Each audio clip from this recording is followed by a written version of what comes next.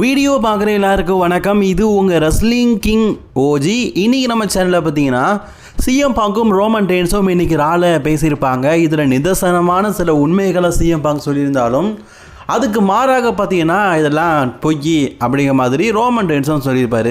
அப்படி முரண்பட்ட இவங்களுடைய கருத்துக்களை பற்றி நம்ம இன்றைக்கி வீடியோ பார்க்கலாம், நல்லாயிருக்கும். சரி வாங்க வீடியோக்குள்ளே போகலாம். மறக்காமல் சேனலுக்கு ஃபஸ்ட் டைம் வந்துருக்கோங்க, சப்ஸ்கிரைப் பண்ணிக்கோங்க. பெல் ஐக்கானை கிளிக் பண்ண மூலிமா தினமும் ஒரு ரெஸ்லிங் செய்திகளை தமிழ் மொழியில் தெரிஞ்சுக்கோங்க. WWE பார்த்தீங்கன்னா நீண்ட நாளுக்கு அப்புறமா ஒரு ரிஸ்கான ஒரு விஷயத்தை ரெசல்மேனியாவில் ஃபோக்கஸ் பண்ணுறாங்க. அப்படின்னா the face to face the faced wrestler at WrestleMania. அதாவது WWE பார்த்தீங்கன்னா ஒரு 1-on-1 மேட்சை ஒரு ஃபேஸ் ரெஸ்லருக்கும் ஃபேஸ் ரெஸ்லருக்கும் ஏஜே ஸ்டைலுக்கும் சினுஸ்கே நாகோமாராக்கு அப்புறமா இப்போ தான் நடத்துகிறாங்க. கிட்டத்தட்ட 10 வருடம் ஆகிடுச்சு. இது ஒரு ரிஸ்கான விஷயம். பிகாஸ் ரோமன் ரெயின்ஸும் ஒரு biggest face of the wrestler, CM பாங்கும் ஒரு biggest face of the wrestler. 2 face of the ரெஸ்லர்ஸ்குள்ளே இவங்க மேட்ச் வைக்கும்போது அது ரொம்பவே ரிஸ்கான விஷயம் தானே. ஆனால் WWE பார்த்திங்கன்னா அதை ஹேண்டில் பண்ணி எப்படியாவது நடத்தணும் அப்படிங்கிற ஃபோக்கஸிங்கில் நடத்துகிறாங்க. சரி, இந்த வாரம் இவங்க 2 பேரும் பேசும்போது ரோமன் ரெயின்ஸ் இதுக்கு முன்னாடி ஒரு விஷயத்த பேசியிருப்பார். என்னதுன்னா எலிமினேஷன் சேம்பரில் க்ரௌடு முன்னாடி சாம்பியன்ஷிப்பை தூக்கிட்டு வந்திருப்பார் நம்ம சிஎம் பாங்கு. அதுதான் லாஸ்ட் விஷயம்னு அதை நம்ம சிஎம் பாங்க் ஃபஸ்ட்டே நோட் பண்ணி சொல்லியிருப்பார். நீ சோஷியல் மீடியாவில் இப்படி தான் சொன்னேன், நான் இன்டர்வியூ கொடுக்கும்போது இதுக்கு பதிலடி கொடுத்தேன் அப்படிங்கிற மாதிரி சிஎம் பாங்க் அதை ஓப்பனிங் ஷோவாகவே பார்த்தீங்கன்னா சொல்லியிருப்பார். இப்போது ரோமன் ரெயின்ஸுக்கும் சிஎம் பாங்குக்கும் இதில் சிஎம் பாங்க் முழுக்க ரோமன் ரெயின்ஸை எதை வச்சு கலாய்க்கிறாரு, ட்ரிகர் பண்ணுறாரு அப்படின்னு கேட்டிங்கன்னா பார்ட் டைமர். ரோமன் ரெயின்ஸ் ஒரு பார்ட் டைமர் அப்படிங்கிறத வச்சு ட்ரிகர் பண்ணுறாரு.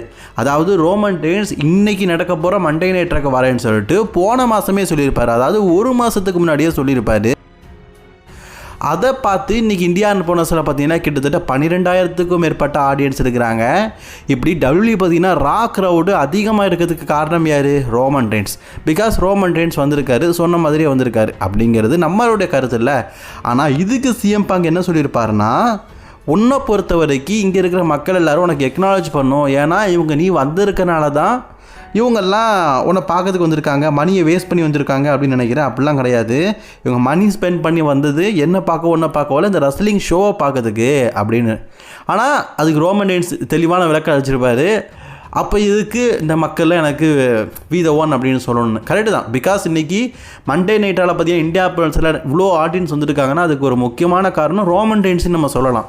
ஏன்னா வழக்கத்துக்கு மாறாக WWE பார்த்தீங்கன்னா இன்றைக்கி நடக்க போகிற மண்டே நைட்டாவை சாதாரண இடத்துல டிக்கெட் ப்ரைஸை அதிகமாக ஏற்றி தான் விற்றுருக்காங்க. அப்படி இருந்தும் 12,000க்கு மேலே ஆடியன்ஸ் வந்துருக்காங்கன்னா அது ஒருத்தரை பார்க்க தான் அது ரோமன் ரெயின்ஸ் தான். அது மறுக்க முடியாத உண்மை. இதில் சிஎம் பாங்க் சொன்னது தவிடுபடியாயிருச்சு. கரெக்டு தானே. சிஎம் பாங்க் என்ன தான் பேசினாலும் ரோமன் ரெயின்ஸ் ஒத்த வாரத்தில் ட்ரிகெட் பண்ணி அவரை டோட்டலி ஆஃப் பண்ணிட்டாருப்பா அப்படிங்கிற மாதிரி சொன்னதுன்னா, ரோமன் ரெயின்ஸ் வந்து சிஎம் பாங்கோட வயசு. அதாவது நீ எதை பற்றி வேணாலும் பேசினா பரவாயில்ல, வயசை பற்றி பேசினா சகலை அப்படிங்கிற மாதிரி இருந்தது. அதாவது ஜான்சனா காலத்தில் தான் சிஎம் பாங்கெலாம் சண்டை போட்டார். ஜான்சனாவே ரிட்டையர்மெண்ட் ஆகிட்டார். 2025 ரிட்டையர்மெண்ட் ஆகிட்டார். அதே போல் 2026 ரிட்டையர்மெண்ட் பயணம் அப்படிங்கிறது சிஎம் பாங்குக்கு இருக்கும் அப்படிங்கிறத ரோமன் ரெயின்ஸ் ரொம்பவே ட்ரிகர் பண்ணி சொல்லியிருப்பார். ஜான்சினா லாஸ்ட் இயர் ரிட்டையர்மெண்ட் ஆகுறாருன்னா அதுக்கு காரணம் அவருடைய ஏஜ் அப்படிங்கலாம் கிடையாது. அவருக்கு நிறைய பர்சனல் இஷ்யூ இருக்குது. குறிப்பாக அவருக்கு உடம்பு சரியில்லை. அதையும் தாண்டிலும் நம்ம ஒரு முக்கியமான விஷயம் சொல்லணும்னா அவருடைய ஹாலிவுட் கெரியர். பட் ஆனால் பங்க் அப்படி இல்லை. என்ன தான் ஸ்லோவாக சண்டை போட்டாலும் ஒரு டிஃபெண்டிங் சாம்பியன் அப்படிங்கிறதுக்கு ஏற்ற மாதிரி இந்த வயசுலையும் வீக்லி வரலாறு 2 வாரத்துக்கு ஒருக்கா லைவ் ஷோவில் எல்லாத்துலேயுமே பார்த்தீங்கன்னா சண்டை போடுறாரு. ரோமன் ரெயின்ஸை காட்டிலும் சிஎம் பாங்க் பர்ஃபெக்டாக தான் இருக்கார். கரெக்டு தானே. அதில் சிஎம் பாங்க் வந்து கொஞ்சம் கோவம் அடைஞ்சிருப்பார். ஆக்சுவலி சிஎம் பாங்கை கோவம் அடையணும்னு சொல்லிட்டு ரோமன் ரெயின்ஸ் ஒரு வார்த்தை சொல்லியிருப்பார். என்னென்னா, உன்னோடைய ஆடியன்ஸாக உன்னை ட்ரிகர் பண்ணணும் அப்படின்னு நான் நினைக்கிறேன். ஆனால் என்னுடைய ஆடியன்ஸாக நம்ம ரோமன் ரெயின்ஸோட ஆடியன்ஸ் தெரியும். மேக்ஸிமம் பார்த்தீங்கன்னா வாலிப பசங்கள், வாலிப பொண்ணுங்க இருப்பாங்க. ஆனால் சிஎம் பாங்கோட ஆடியன்ஸ் எப்படிப்பட்ட ஆட்கள்னு சொல்லியிருப்பாங்கன்னா, இந்த வயசான பொம்பளைங்க இருப்பாங்கல்ல, அவங்களுடைய பொண்ணுங்க 30 வயசு 35 வயசு, அதாவது இந்த 30 வயசாயும் 35 வயசாயும் சில பொண்ணுங்க கல்யாணம் பண்ணாமல் இருப்பாங்கல்ல, அப்படி கண்ணி கழியாமல் இருக்கிற ஆண்டிஸ் தான் உன்னோடைய ரசிகர்களாக இருப்பாங்க. அதாவது நீ வயசானவன், உன்னுடைய காலத்தில் உன்னை ரசித்த ரசிகர்கள்லாம் இப்போ வயசாகிட்டு, அப்போ நீ எவ்வளோ பெரிய வயசானவன் அப்படிங்கிறத ட்ரிகர் பண்ணி காட்டியிருப்பார். உண்மையிலேயே கொழுப்பு தாங்க ரோமனுக்கு. அதே மாதிரி ரோமன் ரெயின்ஸ் வந்து not for the single career winning title அப்படிங்கிறத சொல்லியிருப்பார். அதாவது ரோமன் ரெயின்ஸ் வந்து தன்னோட டீம் அப் இல்லாமல் எந்த மேட்ச்லேயும் வின் பண்ண மாட்டார் அப்படிங்கிறது. ஆக்சுவலி பங்குக்கும் ரோமனுக்கும் இதுக்கு முன்னாடி ஒரு மேட்ச் நடந்திருக்கும். அந்த மேட்ச்லேயும் ஷீல்டோடைய உதவினால தான் பார்த்தீங்கன்னா வின் பண்ணியிருப்பார். ஆக்சுவலி இன்றைக்கி பங்கு முழுக்க ஷீல்டு ட்ரிகர் பண்ணியும் பேசியிருப்பார், ரோமன் ரெயின்ஸை ட்ரிகர் பண்ணியும் பேசியிருப்பார். அதில் முக்கியமான விஷயம் என்னதுன்னா, ரோமன் ரெயின்ஸ் ஷீல்டு இல்லாமையும் பிளட் லைன் இல்லாமையும் மேக்ஸிமம் அவர் வின் பண்ண மாட்டார். அது உண்மையானு கேட்டிங்கன்னா அது உண்மை தான். ஷீல்டு இருக்கும்போதும் அப்படி தான், அதே மாதிரி பிளட் லைன் இருக்கும்போதும் தான். பிளட் லைன் இருக்கும்போது மேக்ஸிமம் ஆஃப் த மேட்ச் அவருக்கு அவரோட டீம் வின் பண்ணி ஆகணும். ஏன் கோடி ரோட்ஸ், ரசல்மேனியாவாக இருக்கட்டும், பிராக் லெஸ்னராக இருக்கட்டும், எல்லாத்துலேயுமே ஜிம்மி அண்ட் ஜே உசோ, சாமி ஜெயின் யாராவது ஒருத்தர் அவருக்கு ஹெல்ப் பண்ணியிருக்கிறாங்க. அப்படி ஹெல்ப் பண்ணும் பட்சத்தில் தான் ரோமன் ரெயின்ஸ் வின் பண்ணியிருக்காரு. ஏன் டபிள்யூபிள்யூ அந்த டைமில் அப்படி காட்டினாங்கன்னா, ஒரு ஹீல் கட்டுற ரெஸ்லர்ஸ் சீட்டிங் பண்ணி வின் பண்ணால் தான் நல்லாயிருக்கும், அப்போ தான் ரசிகர்கள் ஏற்றுவாங்கன்னு சொல்லிட்டு அந்த டைமில் ரோமன் ரெயின்ஸை ஒரு சீட்டிங் சாம்பியனாகவே டபிள்யூபிள்யூ காட்டினாங்க. அது நல்லா இருந்தது. ஆக்சுவலி அது நல்லா இல்லை, மோசம் அப்படிங்கிற மாதிரிலாம் சொல்ல முடியாது, நல்லா இருந்தது. டபிள்யூபிள்யூ பண்ண விஷயம் அன்னைக்கு ஒரு ட்ரிகரிங்காக இருந்தது, கரெக்டு தானே? ஆனால் இப்போ அதை சிஎம் பங்க் நோண்டி எடுத்து நொங்க எடுத்துருப்பாரு. நீ ஒரு சீட்டிங் சாம்பியன், அந்த டைம்லலாம் சீட் பண்ணி தான் வின் பண்ணியிருக்கிற. ஆனால் என்ன ஒரு விஷயம்னா, ரோமன் ரெயின்ஸ் சாம்பியன்ஷிப்பை தோற்றதுக்கப்புறமா தன்னுடைய பிளட் லைன் இல்லாமல் இப்போ தான் முதல்ல டைட்டிலுக்காக முதல்ல சிஎம் பங்க் கூட. இதுக்கு முன்னாடி நீ போது உன்னுடைய பிளட் லைன் இருந்தது, உதவி பண்ணாங்க. இப்போ தான் அவங்க யாருமே இல்லையே, நீ எப்படி வின் பண்ணுவேன்? கண்டிப்பாக தோற்று தான் போவேன். ஆக்சுவலி சிஎம் பங்கோடைய மைண்ட் செட்லேயும் அந்த ஸ்டோரி லைனில் டபிள்யூபிள்யூ எப்படி கிரியேட் பண்ணியிருக்காங்கன்னா, பங்கு எக்காரணத்தை கொண்டு ரோமன்ட்டு தோக்க மாட்டார் அப்படிங்கிறது தான்.